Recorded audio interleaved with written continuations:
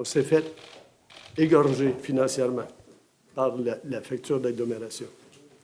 Il est primordial que ce dossier se règle pour que le compte de taxes en ancienne Norette redevienne au niveau normal où il devrait être, au niveau le plus bas possible.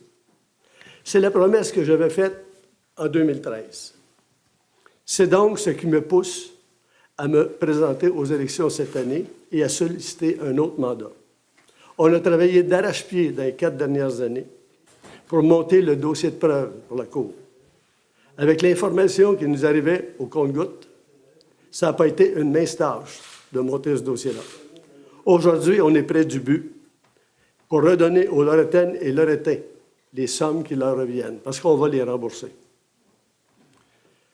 Mais il reste quand même beaucoup de travail à accomplir avec le procès qui va commencer le 8 janvier.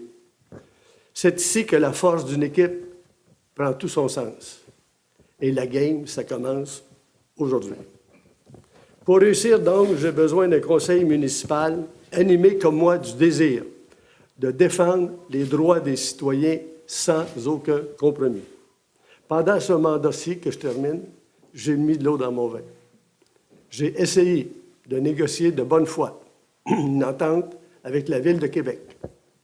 Malheureusement, le maire de Québec n'a rien voulu l'entendre et lorsqu'il a conclu, nous, ça faisait en sorte que les Lorettains, si on acceptait cette entente-là, auraient été égorgés pour le restant de son existence.